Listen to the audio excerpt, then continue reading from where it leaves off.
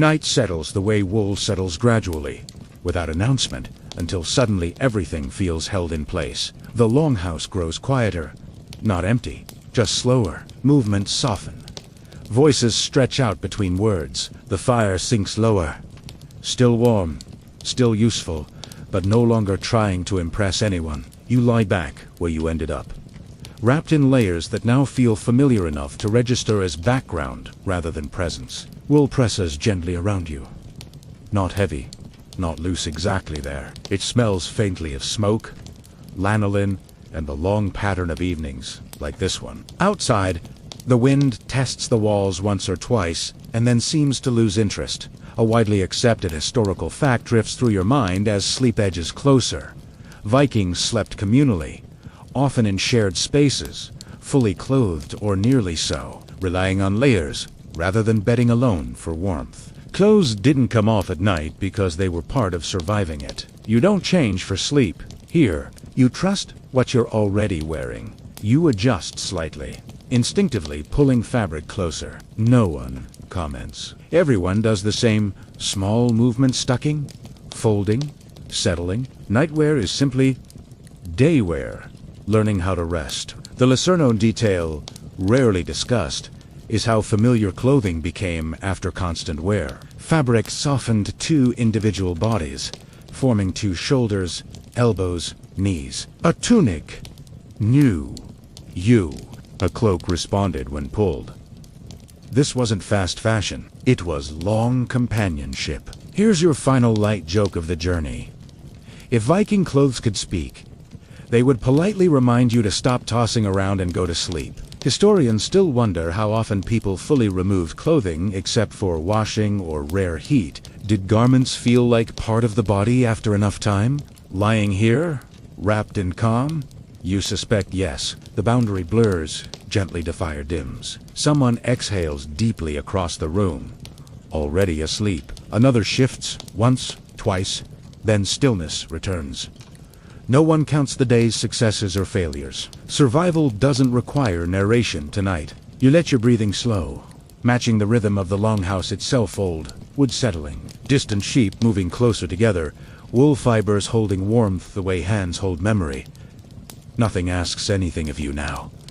Comfort outlasts fear, where outlasts drama, and wrapped in the same quiet logic that guided every stitch. You drift, knowing that in this place, fashion was never about standing out. It was about staying in. Wind down passage, stay here a little longer. Let the pause stretch. Notice how the air feels steady now. No longer sharp, no longer demanding attention. Your body knows it. It's safe to rest. The weight of the wool is even balanced. The kind of pressure that gently reminds muscles they can let go. Imagine the fire's glow fading to embers, orange slipping into deep red, then softer still. With each breath, the longhouse seems to breathe back, slow and patient. You are surrounded by warmth that doesn't rush you, history that doesn't expect you to remember anything. Your thoughts quiet, one by one, like tools being set down at the end of a long day. Nothing more needs adjusting. Nothing more needs repairing. You are already held together. Let the softness do the work now. Let the wool, the darkness, the shared stillness carry you the rest of the way. Sweet dreams. You begin to notice something subtle as the days fold in on themselves. Something that doesn't announce itself but becomes impossible to ignore once it's there. The people who seem most at ease, the ones who move slower, complain less, and settle into benches like they belong. There are also the ones dressed best, not British, not newest, just best. Their clothing fits. It doesn't tug or sag. Repairs are neat, but unhidden. Layers adjust easily without fuss. You hadn't noticed before because nothing about it was showy, but now it's obvious. Comfort here is not accidental. A widely accepted historical fact settles into place. Wealth in Viking world was often displayed subtly through materials and workmanship rather than finer wool, tighter weaving, better cuts, more durable dyes. These signaled resources and skill more reliably than ornament alone. You didn't look powerful by dazzling others. You looked powerful by staying warm without effort. You watch someone older rise from a bench. Their movements are unhurried. Nothing pinches.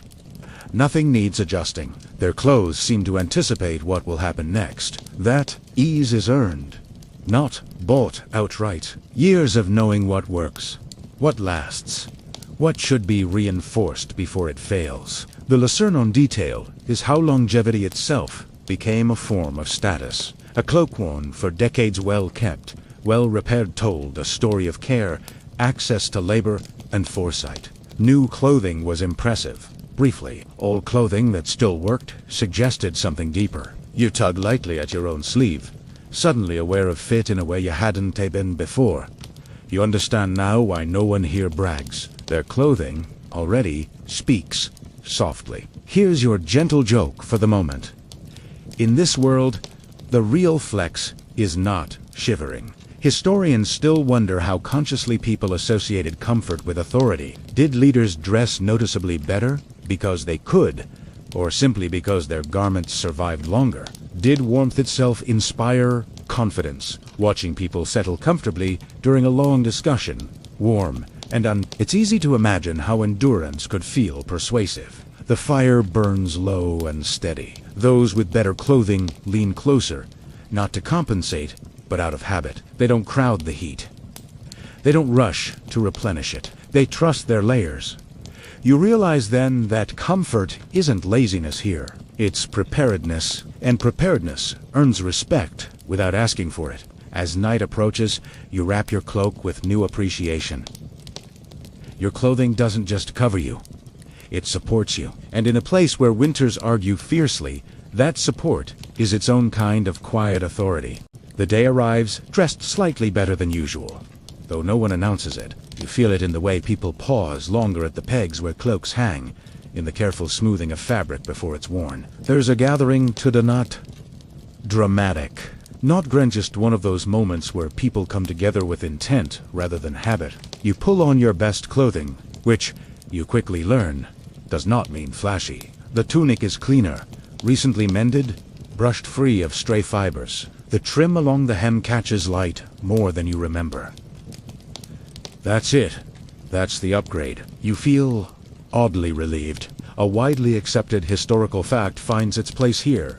Even on special occasions, Viking clothing remained fundamentally practical. Festive or ceremonial garments differed mainly in condition, color, richness, or detailing, not structure. No one showed up unable to sit, stand, or eat because of their outfit. You step into the shared space, as others arrive, quietly appraising one another in a way that feels less judgmental and more appreciative.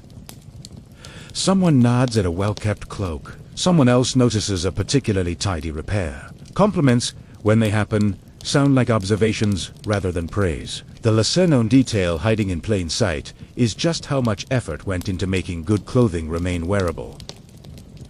Fine garments weren't fragile. They were better, my titterweave, stronger seams, richer but still durable dyes. Quality here meant reliability under repeated use. You settle onto a bench, grateful again that nothing restricts you. Surroundings hum with low conversation. Food appears. No one worries about staining clothes. Food stains are a known inevitability, treated later with patient scraping and rewashing. Anxiety takes too much energy. Here's your gentle joke. If this were a modern formal event, someone would be asking if their outfit was too much. Here, too much would mean unnecessary layers. Historians still debate whether certain garments were reserved strictly for rituals, or if distinctions blurred over time. Could a beautifully trimmed tunic one day be demoted to everyday wear? Likely, yes. Status here is flexible, much like the clothing itself. As the gathering winds on, you notice how fine clothes don't distance anyone. They don't separate. They simply participate, just a bit more polished than usual. Comfort remains the foundation. When you stand to leave, your clothes move with you exactly as they should. Special day or not, they remember their purpose. And that steadiness feels like quiet respect, woven into every thread. You notice it gradually, the way you notice your breathing when a room goes quiet. The hands doing the wool work are not all the same. and the assumptions you brought with you begin to loosen, gently but firmly.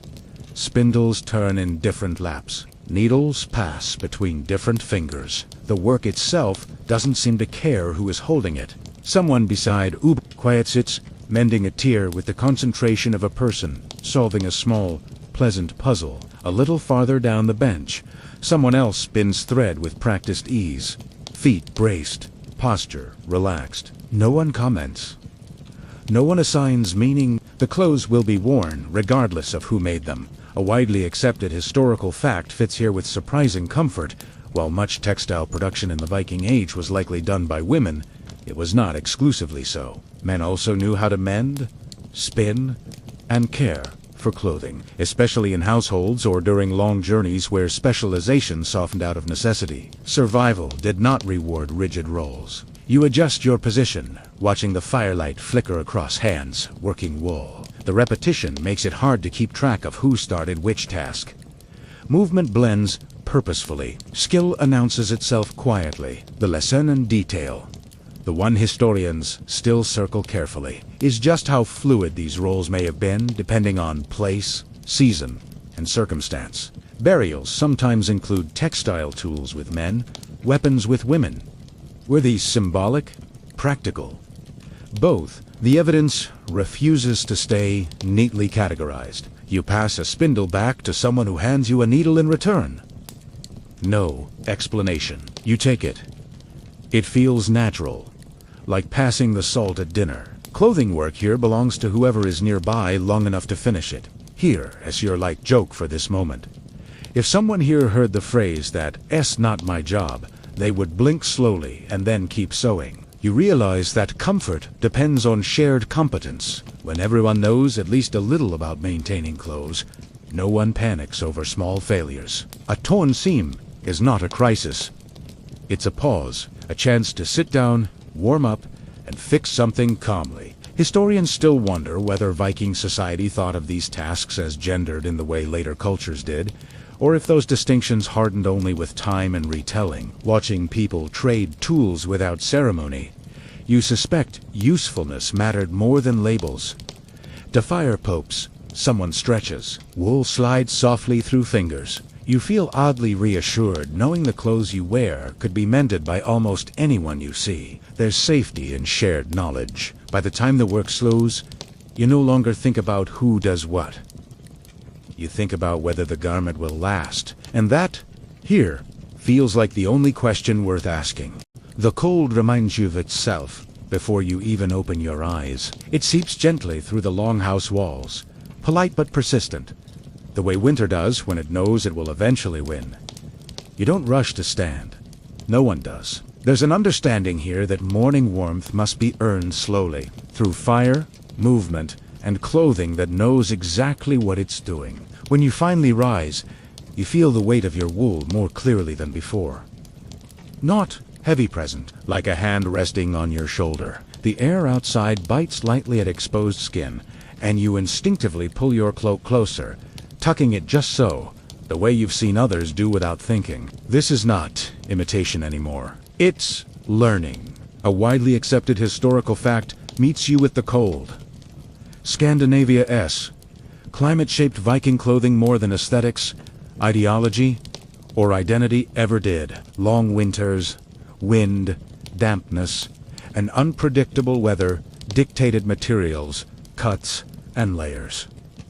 You dressed wrong, you suffered, you dressed well, you lasted. You step outside and feel the ground hard beneath your boots. Frost grips the earth like it has something to prove. People move carefully, efficiently, conserving energy the way you might conserve phone battery on a long day out. Cold teaches restraint fast. The lesson on detail that becomes obvious only by standing here is how forgiving wool truly is. Snow lands on it and lingers, but doesn't immediately soak through. Dampness from the ground rises slowly, giving you time to shift or step away. Wool manages moisture the way a good host manages guests. It keeps things from becoming overwhelming. Someone nearby coughs once, then adjusts their scarf. Another stomps boots, testing warmth.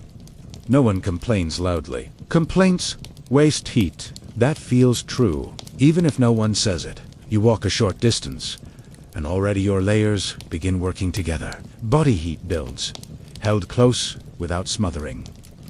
Movement creates warmth, clothing preserves it. This collaboration feels almost thoughtful, like someone planned ahead for you without knowing you personally. Here, as your quiet joke for the moment, Viking winter fashion could be summarized as, "Please stop the wind from touching me." And honestly, that works. Historians still debate how climate shifts over centuries affected clothing thickness and layering methods. Some evidence suggests colder periods demanded heavier wool and more frequent repairs. Others argue people adapted routines instead of garments. Stand in here. You suspect it was both humans and fabric adjusting together. Your fingers grow less numb as you walk, and you become deeply aware of how exposed skin feels wrong, unfinished. Clothing completes the body in this climate. Without it, you're incomplete, like a house without a roof. As you turn back toward the longhouse, warmth already waiting inside. It's clear the cold isn't an enemy. It's a teacher, and Viking clothing listens to every lesson it offers, stitching that knowledge into every seam. Morning arrives without fanfare, the way it tends to do here, slow, practical, and uninterested in your opinion. There's no clear line between night and day, just a gradual noticing that things are visible again. You sit up and immediately feel a familiar truth settle into your body. Something needs fixing. A hem has loosened. A stitch gave up quietly in the night. Nothing dramatic, just the steady entropy of living in clothes that actually work. You don't complain. No one does. This is expected. Clothing here is not consumed. It is accompanied. A widely accepted historical fact fits naturally into your hands as someone passes you a needle and thread. Viking garments were repaired continuously. Most people owned very few complete sets of clothing, and replacing fabric was expensive and time. Mending wasn't a chore. Separate from life was life, folded into mornings and waiting moments. You study the loose seam. It's not torn from battle or travel, just worn thin from sitting, standing, leaning, and existing repeatedly in the same shape. That alone feels oddly comforting. Your clothes show where you've been. The lesser-known detail many people overlook is how visible repairs often were. Stitches don't try to disappear. Sometimes threads contrast slightly in color, not out of style, but practicality. You mend with whatever works. A garment becomes a quiet record of care rather than an object frozen in its original state. You begin stitching, slow and deliberate. No rush. Thread passes through fabric with a soft resistance, like the cloth is asking you to pay attention. Around you, others mend two sleeves, knees, cloak edges. No one compares results. The goal is longevity, not perfection. Here's your gentle joke. If Viking fashion had a motto, it would be "looks fine from here," followed closely by "still usable." And honestly, that's a standard worth aspiring to. You notice how experienced hands reinforce stress points without measuring. They know where cloth fails because they've lived inside it. This is embodied knowledge passed down without instructions. Elbows get extra attention. Underarms, knees, shoulders, places where fabric argues with movement. Historians still wonder how often garments changed owners through inheritance, gifting, or trade. Did a tunic live several lifetimes? Did someone recognize old stitching from a parent or grandparent? Clothing may have carried memory in thread rather than words. You pull the final stitch snug, tie it off, and run your fingers over the seam. It holds quietly. There's satisfaction in that, the kind modern life doesn't offer often enough. Nothing new entered the world, and yet something improved. As the day unfolds, repaired clothes move with their wearers without complaint. No one comments on visible stitching. Repair doesn't reduce value here. It confirms usefulness. A well-mended garment has proven itself worth continuing. Be afterknown. You barely notice your clothes again, which is the highest praise they can receive. They hold together, they keep you warm. They don't distract. You realize then that Viking fashion is built on a long relationship with permanence, not flashy durability, but careful survival. Clothing stays because people make it stay, and somehow That makes it feel like it belongs to you in return.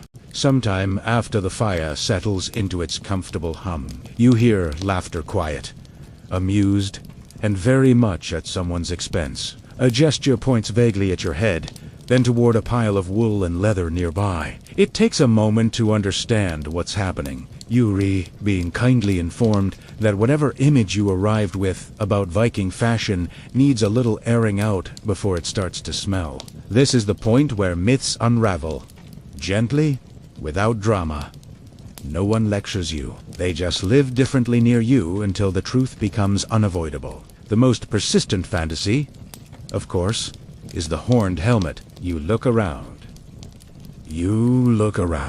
There are no horns. Not on helmets, not on hats, not tucked away for special occasions. Helmets, when they appear at all, are practical, smooth, and rare in daily life. Here's the widely accepted historical fact.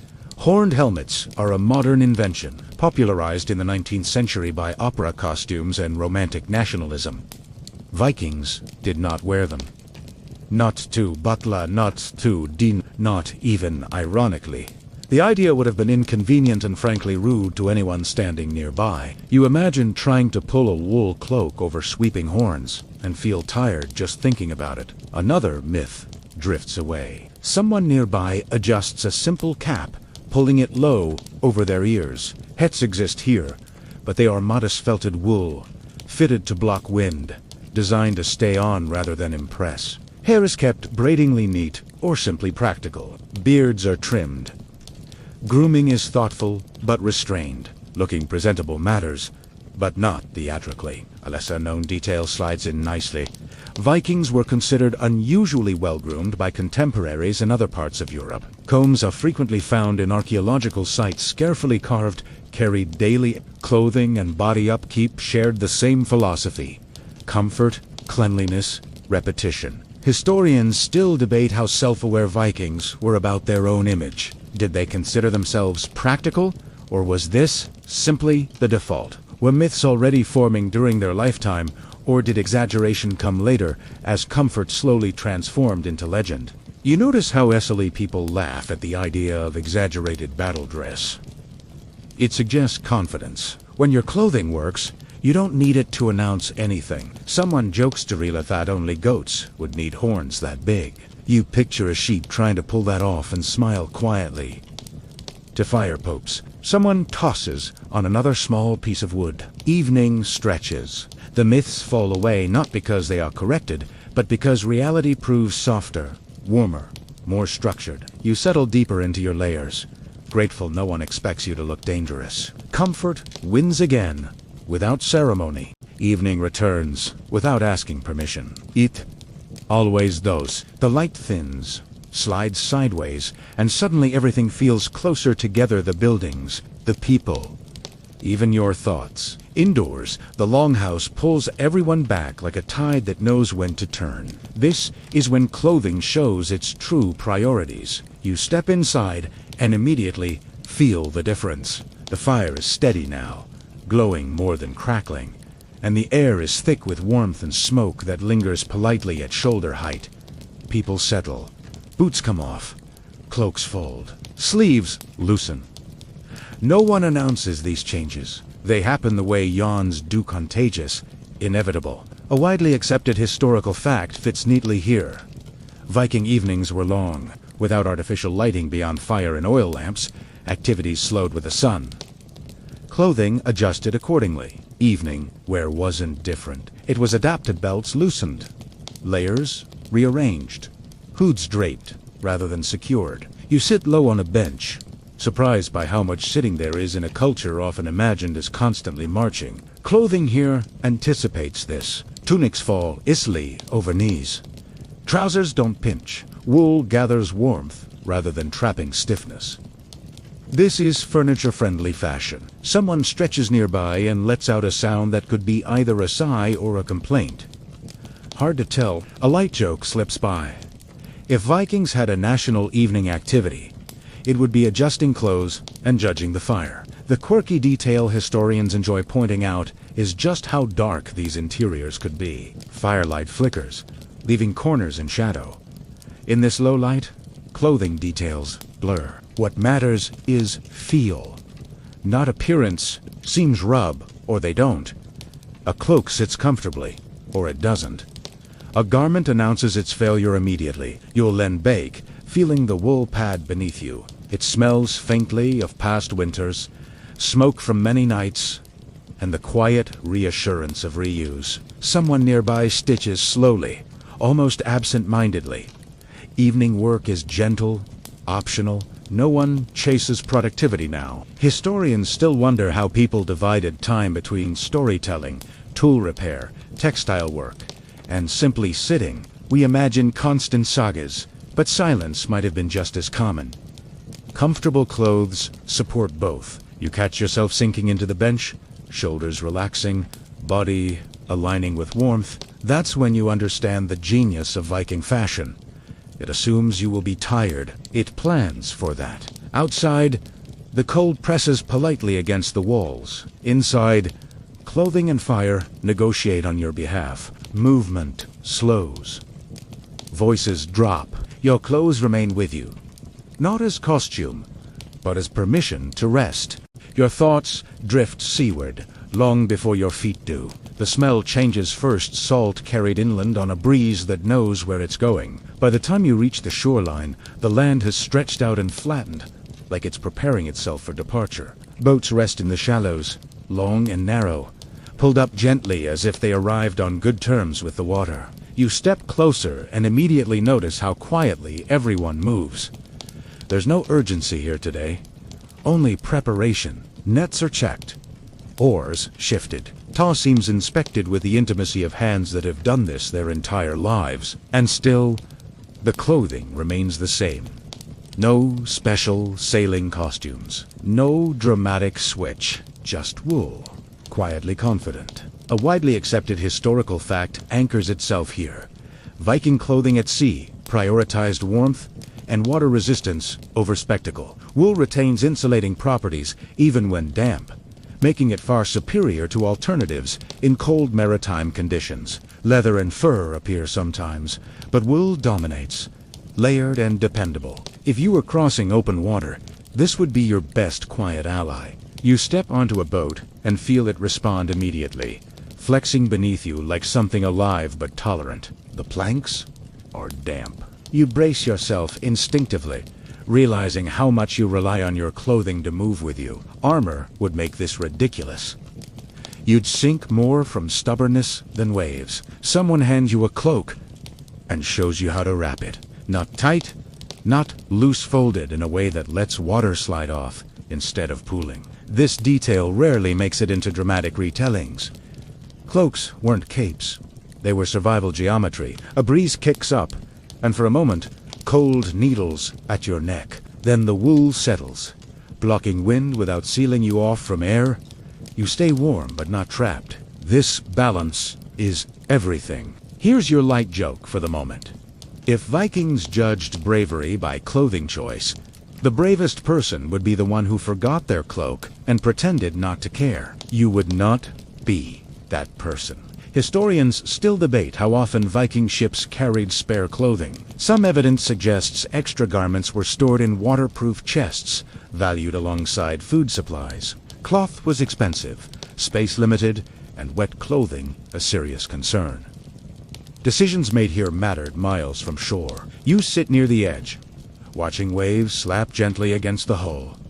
The boat smells of salt, pine, and old journeys. Your clothes smell faintly of smoke and sheep, grounding you, reminding you you're still part of land. Even here, the sea doesn't feel heroic. It feels patient. Clothing becomes a promise you make to your own body. Stay functional, stay warm, stay aware. You realize now why comfort wins over drama, because at sea, posturing ends quickly. As you step back onto shore, boots wet but sole intact, the importance of soft, reliable materials becomes undeniable. Fashion that floats quietly between land and water, asking nothing except your continued breathing. You start getting dressed again. Not because you undressed, but because Viking clothing seems to believe in adjustments. Everything shifts depending on the hour, the temperature, The task. Someone gestures toward a corner where garments hang from pegs or are folded loosely on benches, ready to be added or removed. Like thoughts that come and go. This is where you learn that getting dressed here is not a single act. It's a sequence.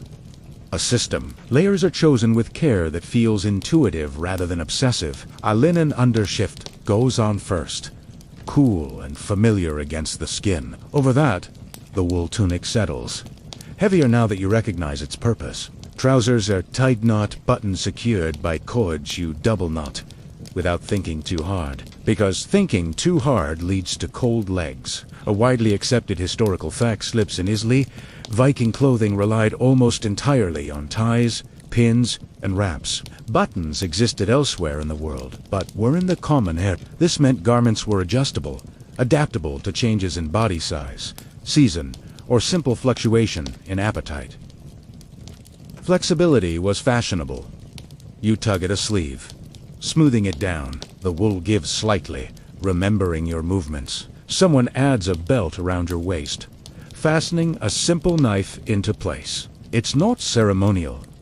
It's just where it goes. Belts hold everything together, pouches, tools, bits of string turning the body into a moving shelf. The lesser-known detail people often miss is just how deliberate the seams are. Underarm gussets allow you to raise your arms easily. Slits at the hem prevent restriction when walking uphill. This is engineering, disguised as normalcy. The clothes expect you to work, not pose. You step outside briefly, testing layers in the breeze.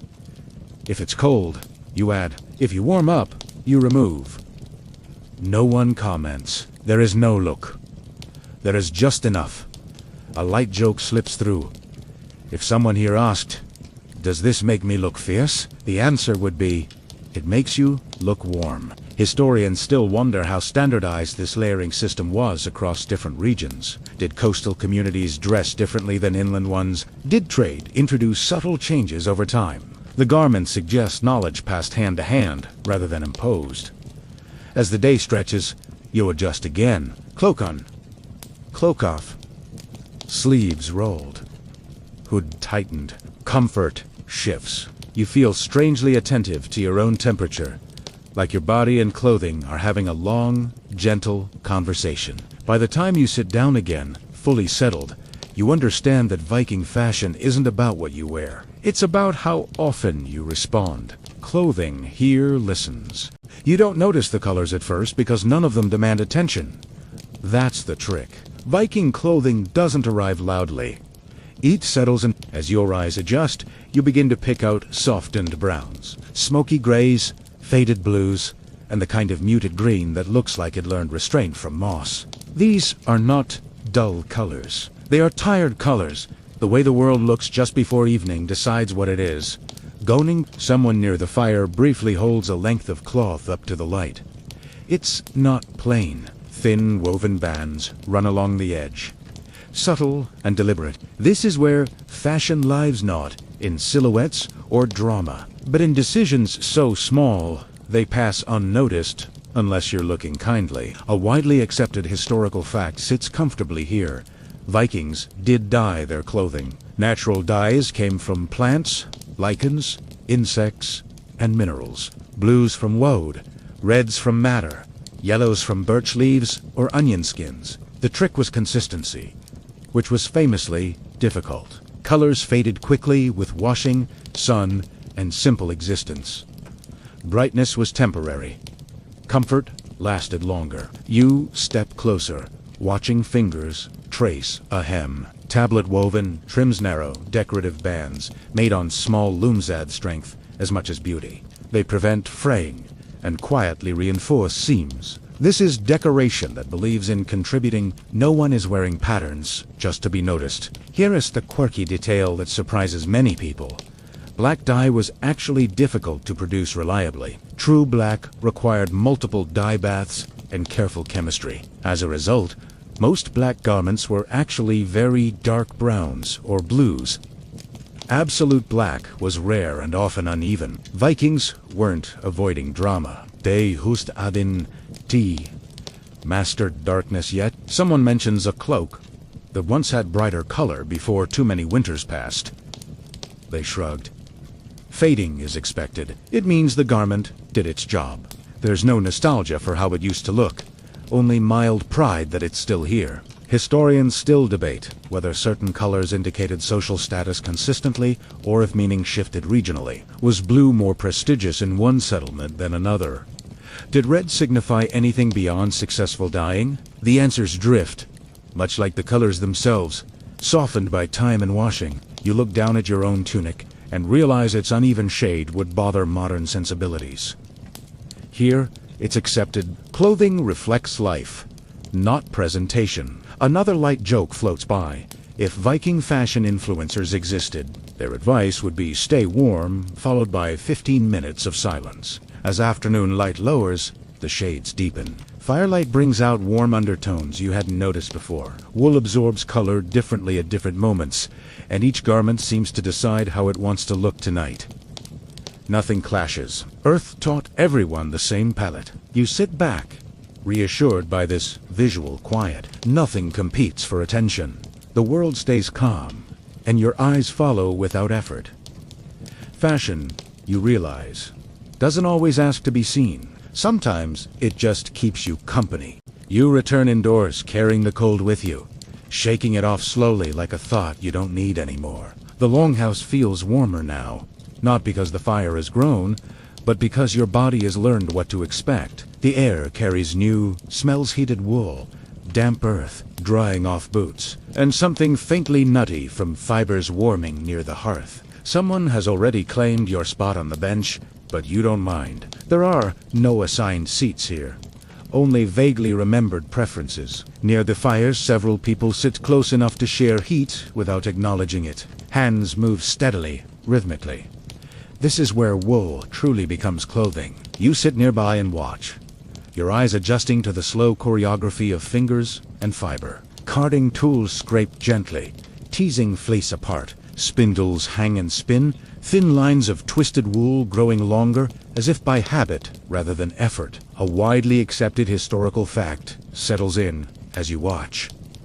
Spinning thread took an astonishing amount of time. Enough time that historians estimate textile production consumed a significant portion of daily life, especially for women, though not exclusively. Clothing wasn't the result of a single task, but the outcome of thousands of small, patient movements layered over weeks. Each garment is proof that someone sat still long enough to make it exist. You pick up a small bundle of carded wool someone slides toward you, just to keep your hands busy. It's soft in some places, prickly in others, uneven like it hasn't quite decided what it wants to be yet. You roll it gently, feeling how fibers want to align, how they resist at first and then suddenly cooperate. There's something deeply calming about it, like convincing a thought to behave. The lesser-known detail, the one people rarely picture between raids and voyages, is how social this work is. Stories drift alongside the spinning. Not dramatic ones, mostly observations, complaints, and remembered details from years ago that don't matter anymore, but feel too familiar to let go. Wool work fills the hands so the mind can wander safely. Someone glances at your technique and offers a quiet correction, guiding your fingers without comment. You fix it, and the thread improves immediately. That's the thing about this labor. It rewards attention without demanding emotion. No one rushing ruins thread. Here's a small joke you keep to yourself. If modern meetings involve spinning wool, everyone would be calmer and considerably better dressed. The spindle slows, the fire crackles, time stretches without losing shape. You notice how clothing pieces lie nearby in various states of becoming. Sleeves waiting for attachment, hems folded but not sewn. Repairs marked with bits of contrasting thread so no one forgets later. Garments are never finished permanently. They pause between uses, awaiting the next fix. Historians still wonder how much individuality people expressed through textile choices. Dyed trim, stitch patterns, fabric thickness, subtle decisions that might signal skill or care rather than wealth. Here, personal style exists quietly, the way handwriting does. Your fingers grow warmer as you work, and you lean back slightly, watching smoke drift upward. Wool accepts heat slowly, than keeps Italiano. You're wrapped in the byproduct of time spent sitting like this, seasons ago, by different fires. Eventually, the spindle is set aside.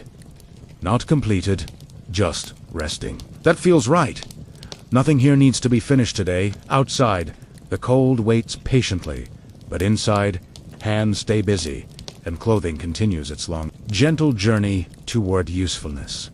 You find yourself at the edge of the pasture again, because sheep, as it turns out, operate on a schedule that only respects grass availability and personal whim. The morning has fully arrived now, pale sunlight bouncing off damp ground, and the chill lingers, just enough to keep everyone moving with purpose. Someone presses a wooden crook into your hand. It's smooth from use and slightly warped, like it has opinions about how it should be held. The sheep are already awake. More accurately, they never stopped being awake. They mill about with that particular confidence of animals who know the humans need them more than the other way around. A few lift their heads to look at you, chewing slowly, their expressions unreadable, but not unintelligent. If these sheep could talk, they would probably complain about the weather and then refuse to help. Here is a widely accepted historical fact that becomes very real, very fast. Sheep were absolutely central to Viking life. Their wool provided most clothing, their milk and meat filled pots, and their skins turned into parchment and covers. Without sheep, Viking fashion would have been tragically brief and deeply uncomfortable. You imagine trying to face a North Sea winter in something breezy and immediately regret the thought. You step carefully through the grass, noticing how your clothing moves with you. Nothing pulls. Nothing pinches. This is by design. Wool fibers stretch slightly, especially when woven loosely, which allows garments to flex during movement. This elasticity is one reason wool dominated textile production here. It forgives you as you bend down, reach, and composure yourself, while avoiding stepping in something unpleasant. Another small joke slips in. Viking sheep do not care about your dignity. A few sheep drift too close to a rocky dip in the land. You follow, crook extended, making a soft clicking sound you hope means something useful. One sheep turns, stares at you for a long, quiet second, then wanders in the opposite direction. It's a negotiation, not a command. You're reminded that Viking clothing exists in constant partnership with creatures that do not hurry. The quirky detail historians mention, but don't linger on enough, is how variable wool quality could be. Sheep breeds weren't standardized like modern ones. Some produce coarse outer hair, others softer underwool, sometimes on the same animal. People learned to separate fibers by feel, sight, and experience. Bad wool meant itchy clothes. Good wool meant garments that softened over years. There was no returns policy, only endurance. Someone nearby kneels to check a sheep's leg. Their tunic bunches slightly at the knee, the fabric holding shape instead of sagging. You realize that seams are positioned intentionally, underarms reinforced, shoulders double-layered because movement wears fabric predictably. Viking tailors were not lazy. They were strategic. A low breeze moves through the pasture, and you pull your cloak around you. Wool resists wind in a way that feels almost thoughtful. This is not sleek fashion. It is weather negotiation. You imagine wind bouncing off thick fibers like a tired argument. Historians still wonder how people balanced breeding sheep for wool versus meat. Did fashion pressures influence farming choices? Did someone, somewhere, favor a slightly itchier tunic for better stew later? The record doesn't say. The sheep certainly aren't telling. Your hands begin to smell faintly of lanolin and grass. It's not unpleasant.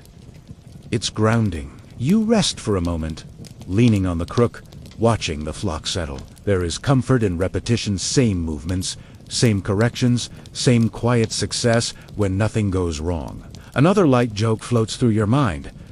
If Viking wool had marketing material, it would simply say, still, warm, still here. And that's enough. As the sun climbs, the sheep calm, clustering together. You stand among them, dressed much like the people around you, realizing this clothing connects humans not just to climate, but to animal temperament. Comfort depends on cooperation, patience, and forgiving materials. By the time you walk back toward the longhouse, Crook returned. Hands tucked into sleeves, you understand that Viking fashion doesn't begin with people at all. It begins with sheep who refuse to be rushed, fibers that demand respect, and garments that accept slower lives.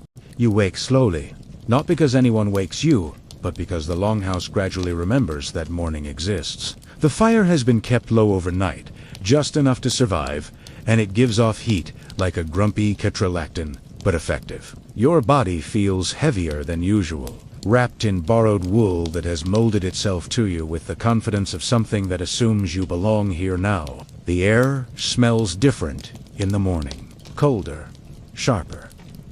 Wool remembers the night. You sit up and realize, with mild disappointment, that no one has burst into song or shouted orders. People stretch.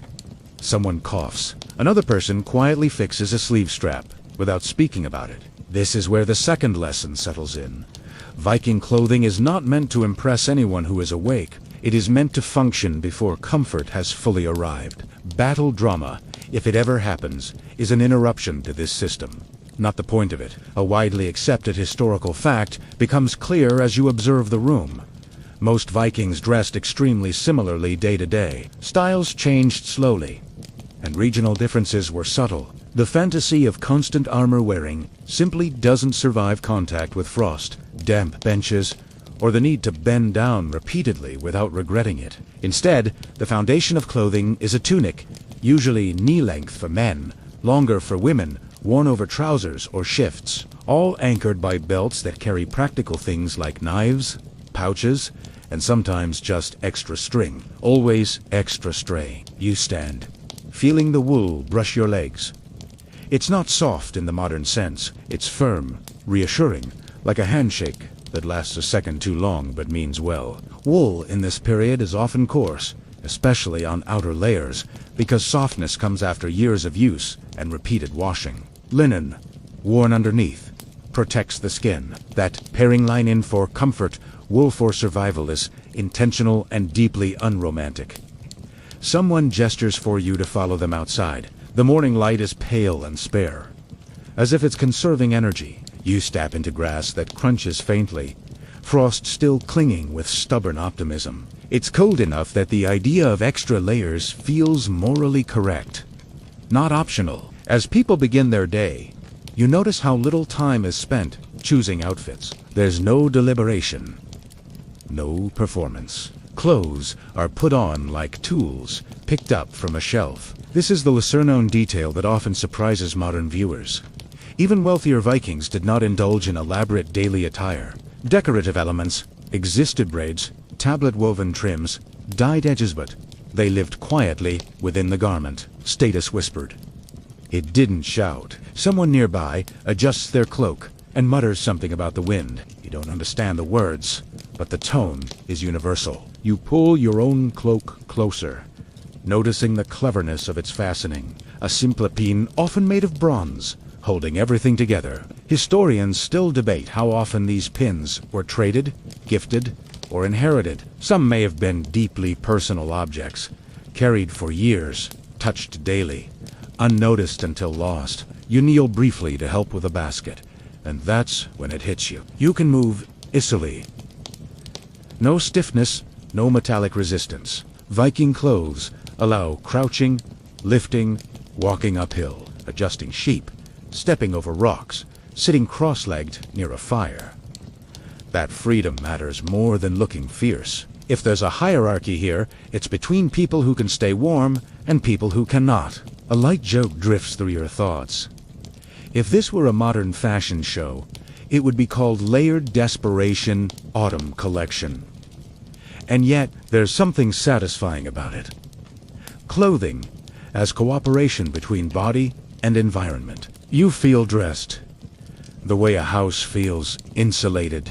By mid-morning, people are already mending small things. Someone fingers a worn seam, then tucks a bit of thread from a pouch. Clothing maintenance is folded into the day, the way checking your phone is folded into yours. This is another accepted fact.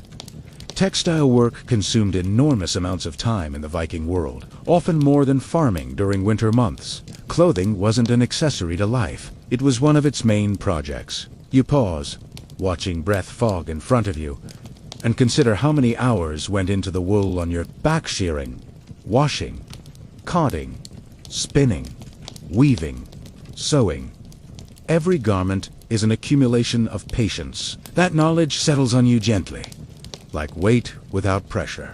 Historians still wonder just how often people replaced full garments versus endlessly modifying them. Was a tunic ever truly new, or was it always becoming something else? No one here seems interested in the answer.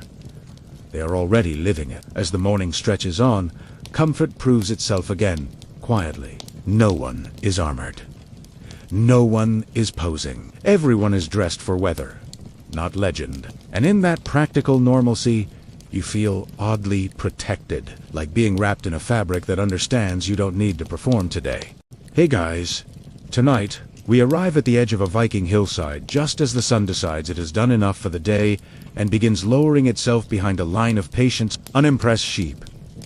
You stand on slightly damp grass, the kind that never really dries, feeling the ground flex under your boots, as if the earth itself is stretching after a long day. The air smells like wool, wood smoke, and cold iron, a combination that suggests both domestic comfort and the strong possibility of inconvenience. A longhouse rests nearby, broad-shouldered and low, like it has learned not to argue with the wind. Thin strands of smoke rise lazily from a roof vent, curling upward the way a tired thought drifts just before sleep. You pull your cloak a little tighter, not dramatically, just practically. Which is the first lesson you don't yet realize you're learning. This is not the Viking world of relentless shouting and permanent battle readiness. It's dusk. Everyone is calmer now. The weapons are leaned against walls, ignored like umbrellas after rain. What matters at this hour is warmth, dry socks, and whether the sheep have wandered too far downhill again. You probably wouldn't survive this time period.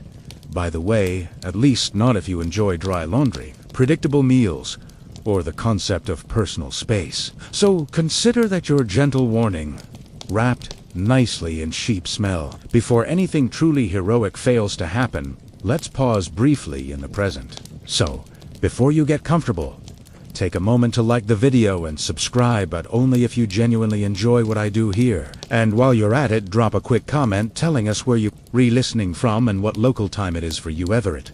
Early evening, awkwardly late, or that strange hour where the day hasn't quite given up yet. Now, dim the lights, maybe turn on a fan for that soft background hum, and let's ease into tonight's journey together. You begin to walk toward the longhouse, passing low fences woven from branches. They curve imperfectly, like someone built them while thinking about dinner. A few people nod at you, not suspicious, just acknowledging the shared understanding that everyone is tired and cold in roughly the same way. Inside, life is winding down. The widely accepted fact historians agree on is that Viking households revolved around the longhouse, cooking, working, sleeping, gossiping, and absolutely judging each other's clothing choices all happened under one roof.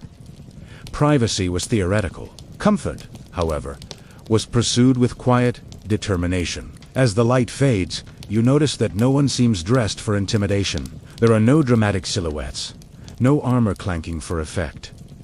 Instead, there are layers.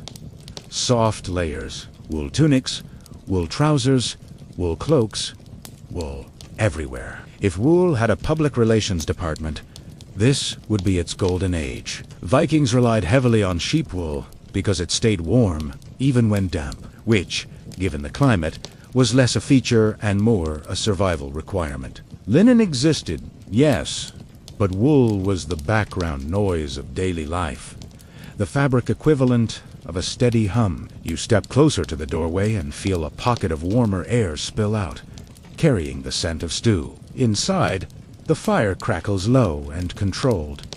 No roaring flameswood is valuable. Benches line the walls, covered with simple woven textiles that don't look decorative so much as emotionally supportive. You sit noticing that everything here seems designed for long-term sitting. This is furniture made by people expecting winters that feel personal. A woman nearby is sorting fleece, her hands moving automatically, separating fibers with the casual intimacy of someone who knows this texture better than her own handwriting. This is the quirky detail most people skip over. Raw wool smells strongly of lanolin, an oily substance that waterproofs sheep and makes freshly shorn fleece surprisingly resistant to rain. It also means everyone here smells faintly like an expensive hand cream that doesn't exist yet. No one minds. It's comforting, like the place itself is moist. You realize this world is loud in silence.